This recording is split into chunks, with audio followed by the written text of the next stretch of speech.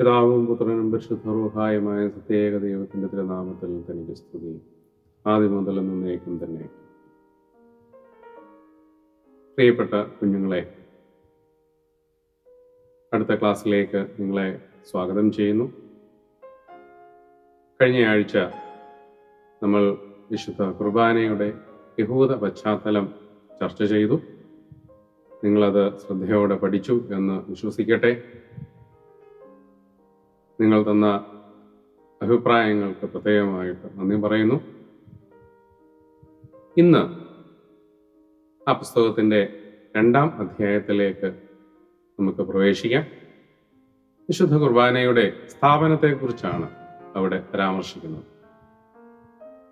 ഇതിനെക്കുറിച്ച് പ്രധാനമായിട്ടും സുവിശേഷങ്ങളിലാണ് പ്രതിപാദിച്ചിരിക്കുന്നത്. എന്നാൽ പരിശുദ്ധനായ പൗലോസ്ലീഹായുടെ 1-ാം കൊരിന്ത്യ ലേഖനത്തിലും വിശുദ്ധ കുർബാനയുടെ സ്ഥാപനത്തെക്കുറിച്ച് പരാമർശിക്കുന്നു. അതെന്തൊക്കെയാണ് എന്ന് നമുക്കിന്ന് വിശദമായിട്ടൊന്ന് പരിശോധിക്കാം. സമവീക്ഷണ സുവിശേഷങ്ങൾ എന്ന് പറയുന്നത് എന്തൊക്കെയാണെന്ന് നിങ്ങൾക്കറിയാമല്ലോ. ആദ്യത്തെ 3 സുവിശേഷങ്ങൾ വിശുദ്ധ മത്തായി, മർക്കോസ്, ലൂക്കോസ്, ഈ സുവിശേഷങ്ങളെയാണ് സമവീക്ഷണ സുവിശേഷങ്ങൾ എന്ന് പറയുന്നത്. വിശുദ്ധ യോഹന്നാന്റെ സുവിശേഷം 4-ാമത്തെ സുവിശേഷം. സമവീക്ഷണ സുവിശേഷങ്ങളിൽ നമ്മുടെ കർത്താവ് യഹൂദന്മാരുടെ പെസഹായാണ് ഭക്ഷിച്ചത്. എന്നാൽ വിശുദ്ധ യോഹന്നാന്റെ സുവിശേഷത്തിൽ പെസഹായിക്ക് ഒരു ദിവസം മുൻപാണ് കർത്താവ് പെസഹ ഭക്ഷിച്ചിരിക്കുന്നത്. വിശുദ്ധ ലൂക്കോസിന്റെ സുവിശേഷം 22-ാം അധ്യായം 8-ാം വാക്യത്തിൽ അവൻ പത്രോസിനെയും യോഹന്നാനെയും അയച്ചു, നിങ്ങൾ പോയി നമുക്ക് പെസഹ കഴിപ്പാൻ ഒരുക്കുവീൻ എന്ന് പറഞ്ഞു. അപ്പോൾ പെസഹ തന്നെ ഭക്ഷിക്കാനായിട്ട് കർത്താവ് ഒരുങ്ങുകയാണ്. ശിഷ്യന്മാരെ പെസഹ ക്രമീകരിക്കുവാൻ, അതിന് ഭക്ഷണം ക്രമീകരിക്കുവാനായിട്ട് കർത്താവ് അയക്കുകയാണ്. എന്നാൽ വിശുദ്ധ യോഹന്നാന്റെ സുവിശേഷം 13-ാം അധ്യായം 1-ാം വാക്യത്തിൽ പെസഹ പെരുന്നാളിന് മുൻപേ താൻ ഈ ലോകം വിട്ടു, പിതാവിന്റെ അടുക്കൽ പോകുവാനുള്ള നാഴിക വന്നു എന്ന് യേശു അറിഞ്ഞിട്ട് ലോകത്തിൽ തനിക്കുള്ളവരെ സ്നേഹിച്ചതുപോലെ അവസാനത്തോളം അവരെ സ്നേഹിച്ചു. അപ്പോൾ വിശുദ്ധ യോഹന്നാന്റെ സുവിശേഷത്തിൽ പെസഹ പെരുന്നാളിന് മുൻപേ തന്നെ കർത്താവ് പെസഹ ഭക്ഷിച്ചു എന്ന ഒരു സൂചന ഇവിടെ തന്നെ കിട്ടുന്നു.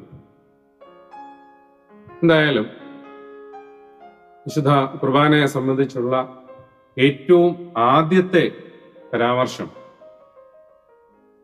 അതായത് പരിശുദ്ധനായ പൗലോസ്ലീഹായുടെ ലേഖനങ്ങളാണ് ആദ്യമായിട്ട് എഴുതപ്പെട്ടത്. നമുക്കറിയാം, പരിശുദ്ധനായ പൗലോസ്ലീഹ കൊരിന്ത്യർക്ക് എഴുതിയ 1-ാം ലേഖനം 11-ാം അധ്യായം 23 മുതലുള്ള വാക്യങ്ങളിൽ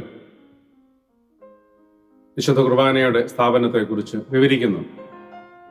ഇതാണ് ഏറ്റവും ആദ്യം എഴുതപ്പെട്ട രേഖ നമുക്ക് ലഭ്യമായിട്ടുള്ളത്. അതിനെക്കുറിച്ച് നമുക്ക് വിശദമായിട്ട് നമുക്ക് പരിശോധിക്കാം. സമവീക്ഷണ സുവിശേഷങ്ങളിൽ എന്താണ് പറഞ്ഞിരിക്കുന്നത് എന്ന് നമുക്ക് പരിശോധിക്കാം. ഏറ്റവും ആദ്യം എഴുതപ്പെട്ട സുവിശേഷം ഏതാണെന്ന് നിങ്ങൾക്കറിയാമോ? ഓർക്കുന്നുണ്ടോ പഠിച്ചത്? വിശുദ്ധ മർക്കോസിന്റെ സുവിശേഷമാണ്. പരിശുദ്ധ പത്രോസ് പൗലോസ് ശ്ലീഹന്മാരോട് ചേർന്ന് പിൽക്കാലത്ത് സുവിശേഷം അറിയിക്കുകയും ഒക്കെ ചെയ്ത വിശുദ്ധ മർക്കോസ്, അദ്ദേഹത്തെക്കുറിച്ച് 2 പരാമർശം നാം കാണുന്നുണ്ട്.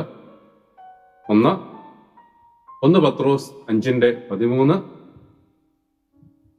അതുപോലെ അപ്പോസ്തല പ്രവർത്തികൾ 12-ാം അധ്യായം 25-ാം വാക്യത്തിലും മർക്കോസിനെ കുറിച്ചുള്ള പരാമർശം നാം കാണുന്നുണ്ട്.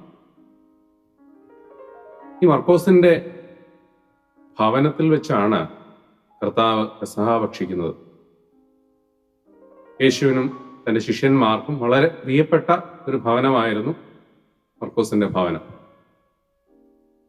അങ്ങനെ മർക്കോസിന്റെ ഭവനത്തിൽ വെച്ച് നീസാൻ മാസം 13-ാം തീയതി വൈകിട്ട് കർത്താവ് പെസഹ ഭക്ഷിച്ചു എന്നാണ് സമവീക്ഷണ സുവിശേഷങ്ങളിൽ കാണുന്നത്. വിശുദ്ധ മർക്കോസും വിശുദ്ധ മത്തായി ശ്ലീഹായും രണ്ടുപേരും കർത്താവ് അവിടെ നടത്തിയ കാര്യങ്ങളെക്കുറിച്ച് പ്രതിപാദിക്കുന്നു. എന്നാൽ ചെറിയ ഒരു വ്യത്യാസം കർത്താവ് പറഞ്ഞ വാക്യങ്ങളിൽ മാത്രമായിട്ട് നാം കാണുന്നുണ്ട്. രണ്ട് സുവിശേഷങ്ങളിലും ഒരു പ്രാവശ്യം കർത്താവ് പാനപാത്രം എടുത്ത് വാഴ്ത്തി എന്നാണ് നാം കാണുന്നത്. അത് ഏതൊക്കെ ഭാഗങ്ങളാണ് എന്ന് നമുക്ക് നോക്കാം.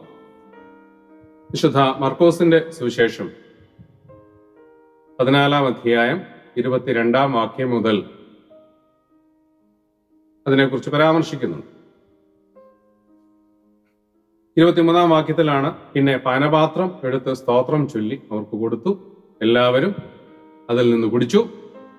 ഇത് അനേകർക്ക് വേണ്ടി ചൊരിയുന്നതായി നിയമത്തിനുള്ള എൻ്റെ രക്തം എന്നാണ് വിശുദ്ധ മർക്കോസ് പറയുന്നത്. എന്നാൽ അതിൽ നിന്ന് അല്പം വ്യത്യസ്തമായിട്ടാണ് വിശുദ്ധ മത്തായി ശ്ലീഹ പരാമർശിക്കുന്നത്. 26-ാം അധ്യായം 28-ാം വാക്യത്തിൽ ഇത് അനേകർക്ക് വേണ്ടി പാപമോചനത്തിനായി ചൊരിയുന്ന പുതിയ നിയമത്തിനുള്ള എൻ്റെ രക്തം. അവിടെ പുതിയ നിയമത്തിനുള്ള എൻ്റെ രക്തം എന്ന് എടുത്തു പറയുന്നുണ്ട്.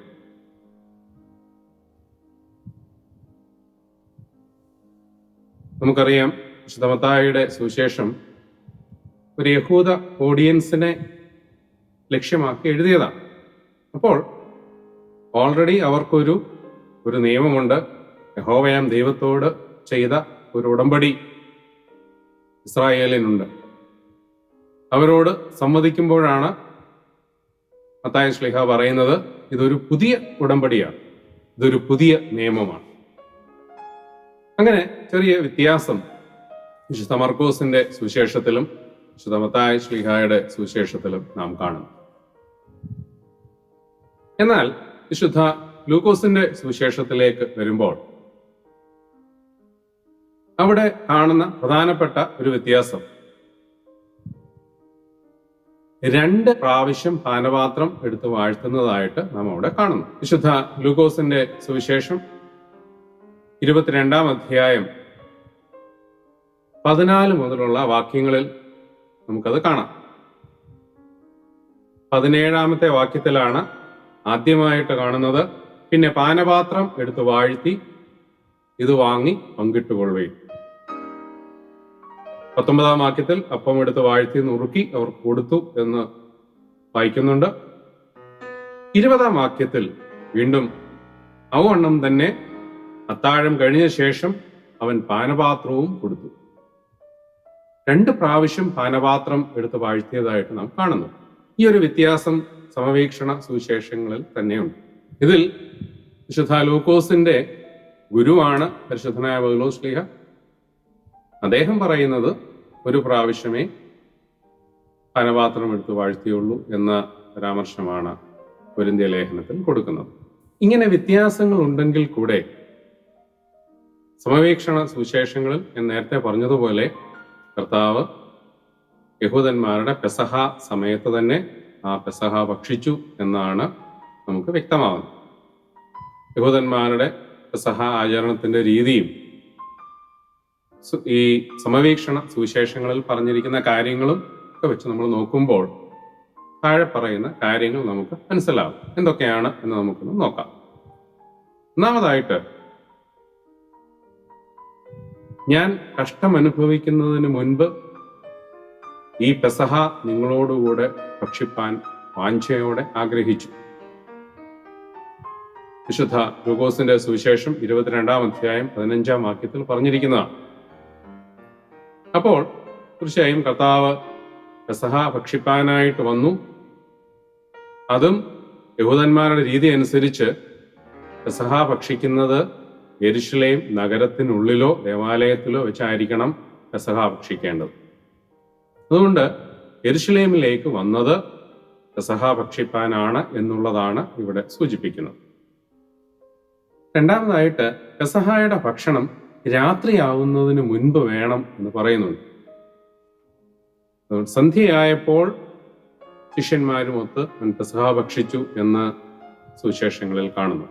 വിശുദ്ധ മർക്കോസിന്റെ സുവിശേഷം 14 അധ്യായം 17 വാക്യത്തിൽ സന്ധ്യയായപ്പോൾ അവൻ 12 പേരോടും കൂടെ വന്നു എന്ന് നാം കാണാം. പെസഹ ഭക്ഷിക്കുന്നവര് ചാരി ഇരുന്നു കൊണ്ട് ഭക്ഷിച്ചു എന്നാണ് പലയിടത്തും നാം കാണുന്നത്. വിശുദ്ധ യോഹന്നാന്റെ സുവിശേഷം 13 അധ്യായം 23 വാക്യത്തിൽ ശിഷ്യന്മാരിൽ വെച്ച് യേശു സ്നേഹിച്ച ഒരുത്തൻ യേശുവിന്റെ മാർവെടുത്ത് ചാരിക്കൊണ്ടിരുന്നു എന്ന് കാണുന്നു. ഇപ്പോൾ ചാരി ഇരുന്ന് കഴിക്കുന്ന രീതിയിൽ പെസഹ ഭക്ഷിച്ചു എന്ന് അനുമാനിക്കാം. അടുത്തതായിട്ട് വിശുദ്ധ മർക്കോസിന്റെ സുവിശേഷത്തിൽ 4 ക്രിയാപദങ്ങൾ ഉപയോഗിച്ചിട്ടുണ്ട്. വിശുദ്ധ മർക്കോസിന്റെ സുവിശേഷം 14 അധ്യായം 22 വാക്യത്തിൽ അവർ ഭക്ഷിക്കുമ്പോൾ അവൻ അപ്പമെടുത്ത് വാഴ്ത്തി നുറുക്കി അവർക്ക് കൊടുത്തു. He took, blessed, broke and gave. ഇത് പെസഹായിൽ ഉപയോഗിച്ചിരുന്ന രീതികളാണ്.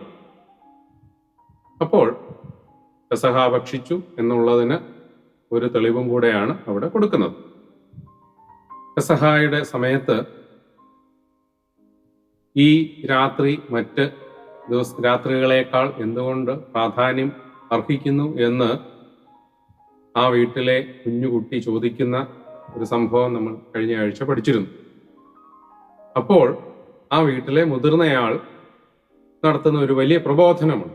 ആവർത്തന പുസ്തകം വായിച്ചിട്ട് ദൈവം ഇസ്രായേൽ ജനത്തെ വിടുവിച്ചതിനെ സംബന്ധിച്ചിട്ടുള്ള ഒരു പ്രഭാഷണം അല്ലെങ്കിൽ ഒരു പ്രബോധനം അവിടെ നടത്തുന്നുണ്ട്. ഇതിന് തുല്യമായിട്ടുള്ള ഒരു പ്രബോധനം കർത്താവ് നടത്തുന്നതായിട്ട് വിശുദ്ധ യോഹന്നാന്റെ സുവിശേഷം 14 15 അധ്യായങ്ങളിൽ നാം വായിക്കുന്നുണ്ട്. പഴയ ഇസ്രായേലിൽ ദൈവം അങ്ങനെ തന്റെ ജനത്തെ വിടുവിച്ചു, മഹിമപ്പെടുത്തി, അവർക്ക് വാഗ്ദത്ത നാട്ടിലേക്ക് അവരെ എങ്ങനെ കൊണ്ടുപോയി എന്നൊക്കെ വിശദമാക്കുന്നുണ്ട്. അതിന് തുല്യമായിട്ട് ദൈവം തന്റെ ജനത്തിന് നൽകുന്ന മഹിമയെക്കുറിച്ചും മുന്തിരിവള്ളിയെക്കുറിച്ചും ദൈവകൽപ്പനയുടെ അനുസരണത്തെക്കുറിച്ചും ദൈവം തന്റെ തിരഞ്ഞെടുക്കപ്പെട്ട ജനത്തിന് കൊടുക്കുന്ന വിടുതലിനെ കുറിച്ചും ഒക്കെയാണ് ഈ അധ്യായങ്ങളിൽ കർത്താവ് പറയുന്നത്. അപ്പോൾ അതിന് തുല്യമായിട്ടുള്ള ഒരു പ്രഭാഷണവും കർത്താവ് ഇവിടെ നടത്തുന്നുണ്ട്. എന്നാൽ അത് പുതിയ ഇസ്രായേലിനെ കുറിച്ചാണ് അവിടെ പറയുന്നത്. പുതിയ നിയമത്തിന്റെ കാര്യമാണ് കർത്താവ് അവിടെ പരാമർശിക്കുന്നത്. വിശുദ്ധ മർക്കോസിന്റെ സുവിശേഷത്തിൽ നാം അത് കണ്ടു കഴിഞ്ഞു. മർക്കോസിന്റെ സുവിശേഷം 14 അധ്യായം 24 വാക്യത്തിൽ ഇത് അനേകർക്ക് വേണ്ടി ചൊരിയുന്നതായി നിയമത്തിനുള്ള എൻ്റെ രക്തം. അടുത്ത ഒരു കാര്യമാണ് പെസഹായിൽ അപ്പം പാനപാത്രത്തിൽ മുക്കി മറ്റുള്ളവർക്ക് കൊടുക്കുന്ന രീതി. വിശുദ്ധ മത്തായിയുടെ സുവിശേഷം 26 അധ്യായം 23 വാക്യത്തിൽ അവൻ ഉത്തരം പറഞ്ഞത്, എന്നോടുകൂടെ കൈ താലത്തിൽ മുക്കുന്നവൻ തന്നെ എന്നെ കാണിച്ചു കൊടുക്കും. കർത്താവ് പെസഹായിൽ യഹൂദന്മാർ ചെയ്തിരുന്നത് പോലെ അപ്പം പാനപാത്രത്തിൽ മുക്കി തന്റെ ശിഷ്യന്മാർക്ക് കൊടുത്തു എന്നാണ് നാം അനുമാനിക്കേണ്ടത്. പെസഹായുടെ സമയത്ത് ദാനധർമ്മം ചെയ്യുന്ന ഒരു രീതിയുണ്ട് എന്ന് നാം കഴിഞ്ഞ ക്ലാസ്സിൽ കണ്ടു. യൂദായോട് കർത്താവ് പറയുന്നുണ്ട്, നിനക്ക് ചെയ്യാനുള്ളത് വേഗത്തിൽ ചെയ്യുക എന്ന് പറയുന്നുണ്ട്. ഇത് ദാനധർമ്മം ചെയ്യാനായിട്ടാണ് കർത്താവ് പറയുന്നത് എന്ന് ശിഷ്യന്മാരവിടെ കരുതുന്നുണ്ട്. പെസഹ പെരുന്നാൾ ദിവസം തങ്ങളുടെ പഴയ ചരിത്രം ഓർക്കുകയും തങ്ങളുടെ കഷ്ടതകളിൽ നിന്ന് ദൈവം വിടുവിച്ച ആ സംഭവങ്ങളൊക്കെ ഓർക്കുന്ന രീതിയുണ്ട്. ഇതിന്റെ അടിസ്ഥാനമായിട്ടുള്ള സംഭവം പുറപ്പാട് പുസ്തകത്തിൽ പറഞ്ഞിരിക്കുന്ന മിസ്രയീമിൽ നിന്നുള്ള അവരുടെ പുറപ്പാട്, ഇതൊക്കെ അടിസ്ഥാനമാക്കി തങ്ങളെ യഹോവ വിടുവിക്കും എന്നുള്ള വലിയൊരു പ്രത്യാശ കഷ്ടതകളിൽ നിന്ന് മാറി വളരെ ഉന്നതമായ ഒരു ജീവിത നിലവാരത്തിലേക്ക് യഹോവയാം ദൈവം നിങ്ങളെ കൊണ്ടുപോകും എന്നുള്ള ഒരു പ്രത്യാശ പെസഹായുടെ സമയത്ത് യഹൂദന്മാരെ പങ്കുവച്ചിരുന്നു. ഇതിന് തുല്യമായിട്ടാണ് കർത്താവ് അന്ത്യകാലത്തെക്കുറിച്ച് ഇവിടെ പരാമർശിക്കുന്നത്. വിശുദ്ധ മത്തായിയുടെ സുവിശേഷം 26 അധ്യായം 29 വാക്യത്തിൽ, എൻ്റെ പിതാവിൻ്റെ രാജ്യത്തിൽ നിങ്ങളോടുകൂടെ പുതുതായി കുടിക്കും നാൾ വരെ ഞാൻ മുന്തിരിവള്ളിയുടെ ഈ അനുഭവത്തിൽ നിന്ന് ഇനി കുടിക്കുകയില്ല എന്ന് ഞാൻ നിങ്ങളോട് പറയുന്നു എന്ന് പറഞ്ഞു. അന്നേരം പിതാവിൻ്റെ രാജ്യത്തിലേക്ക് നിങ്ങളെ പ്രവേശിപ്പിക്കും, നിങ്ങളെ കൊണ്ടുപോകും എന്നുള്ള ഒരു വാഗ്ദാനവും അങ്ങനെയുള്ള പ്രത്യാശയുടെ ഒരു അനുഭവം, ഒരു ചിത്രം തന്റെ ശിഷ്യന്മാർക്ക് കർത്താവ് ആ അവസരത്തിൽ പങ്കുവയ്ക്കുന്നു.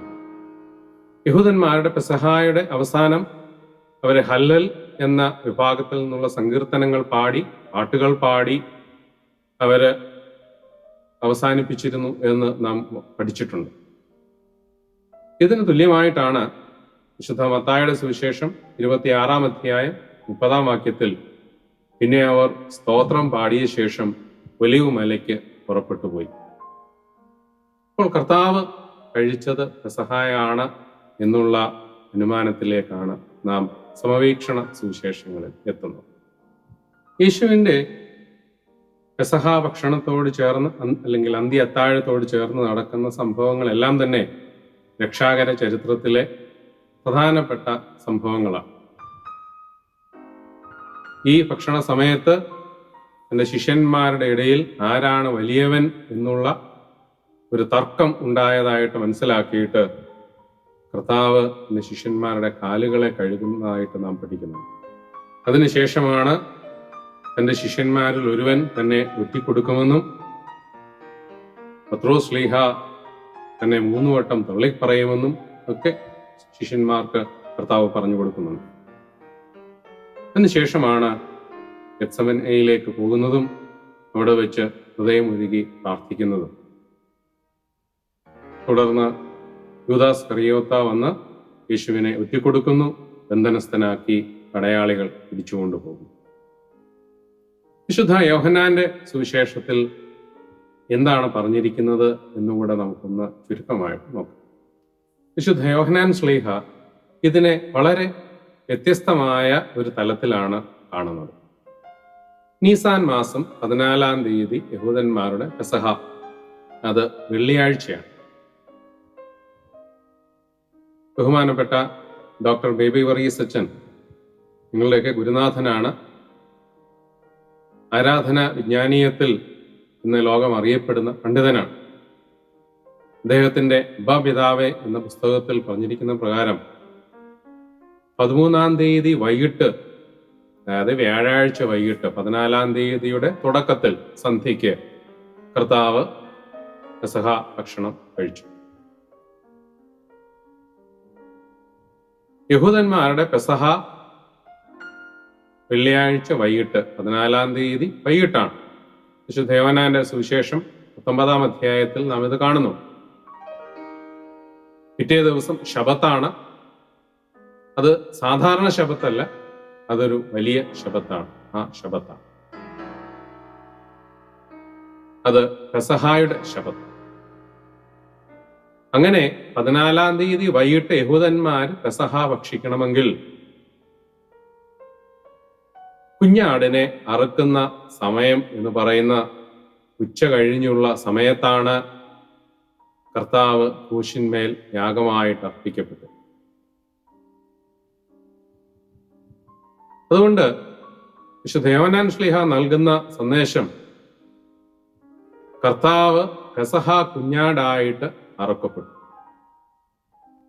പരിശുദ്ധനായ പൗലോസ് ശ്ലീഹായും കൊരിന്ത്യർക്ക് എഴുതിയ 1-ാം ലേഖനം 5-ാം അധ്യായം 7-ാം വാക്യത്തിൽ പ്രകാരം പറയുന്നുണ്ട്, നമ്മുടെ പെസഹ കുഞ്ഞാടും അറുക്കപ്പെട്ടിരിക്കുന്നു, ക്രിസ്തു തന്നെ.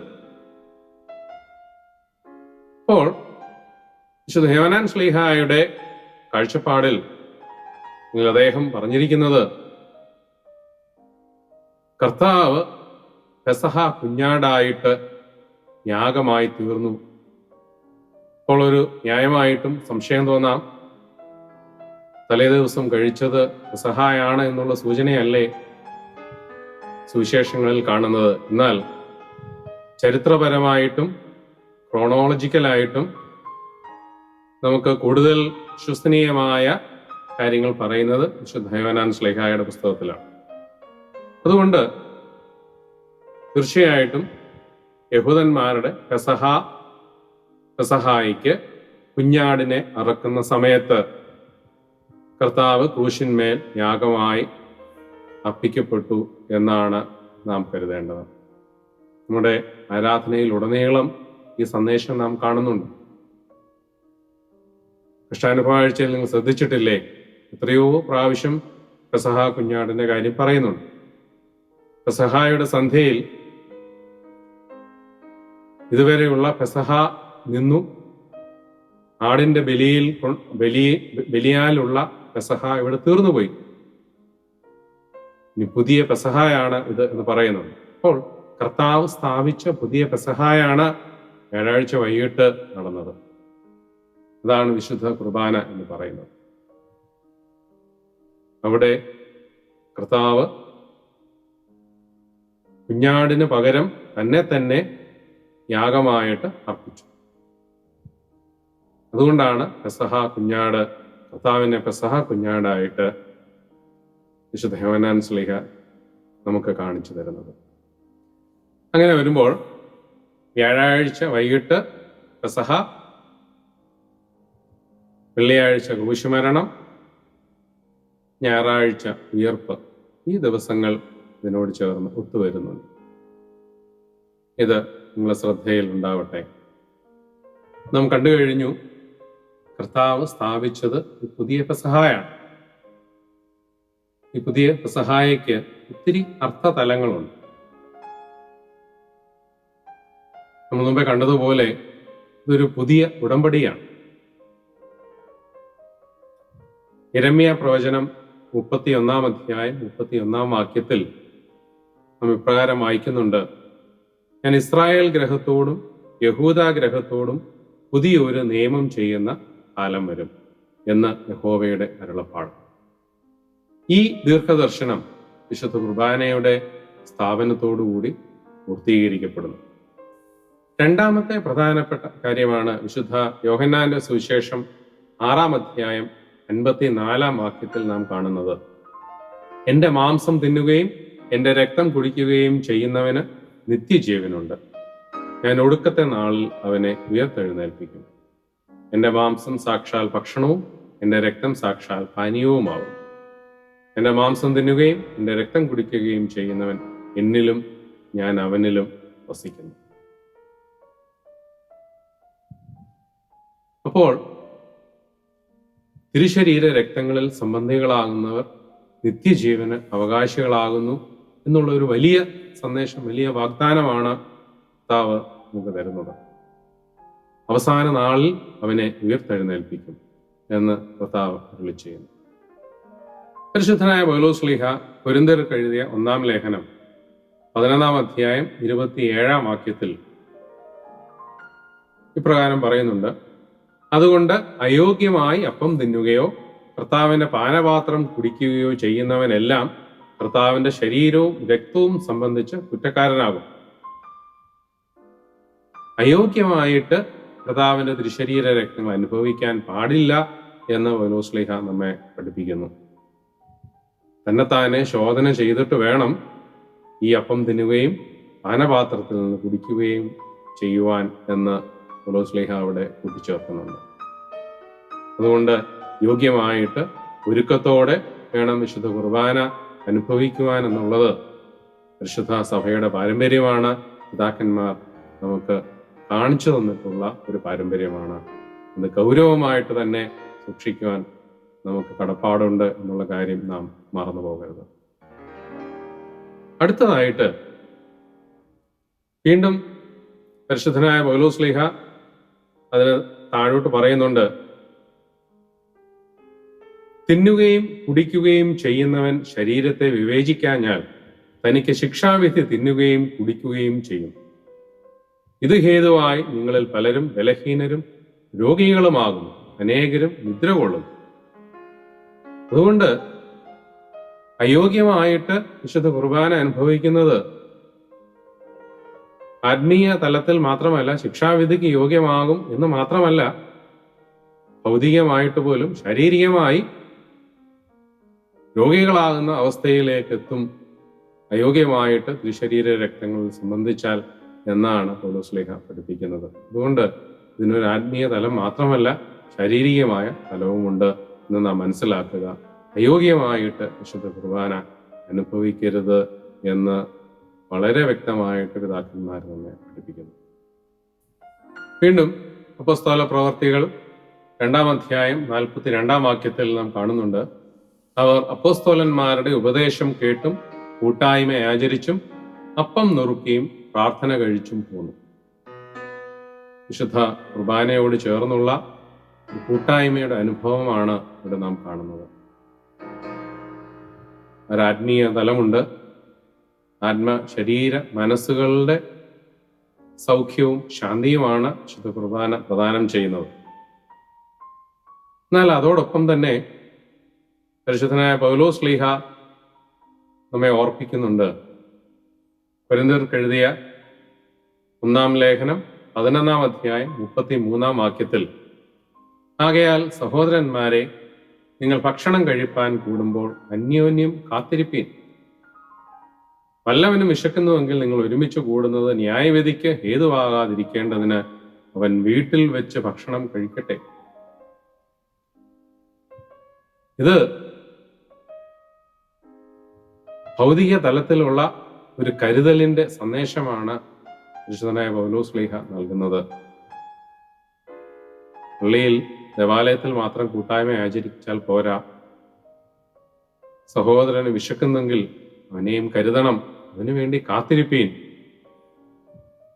അതുകൊണ്ട് കർത്താവ് സ്ഥാപിച്ച വിശുദ്ധ കുർബാന, പുതിയ പെസഹ, അത് ആത്മശരീര മനസ്സുകളുടെ സ്വസ്ഥതയ്ക്കും, എന്നാൽ അതോടൊപ്പം തന്നെ ഒരു കൂട്ടായ്മയുടെ അനുഭവം, പരസ്പരം കരുതുകയും സഹജീവികളോടുള്ള ഒരു പ്രതിബദ്ധത കാണിക്കുന്ന അനുഭവത്തിൽ ആണ് അത് പൂർണ്ണമാകുന്നത് എന്നുള്ള വലിയ സന്ദേശമാണ് നമുക്ക് തരുന്നത്. ഈ പാഠം നിങ്ങൾ ശരിക്ക് വായിച്ച് പഠിക്കണം. വേദഭാഗങ്ങൾ അതിനോടൊപ്പം ചേർത്ത് വായിക്കണം. വരുന്ന ആഴ്ച വിശുദ്ധ കുർബാനയുടെ വിവിധ ഭാഗങ്ങളെക്കുറിച്ച് നമുക്ക് ചിന്തിക്കാം. ദൈവം അനുഗ്രഹിക്കട്ടെ.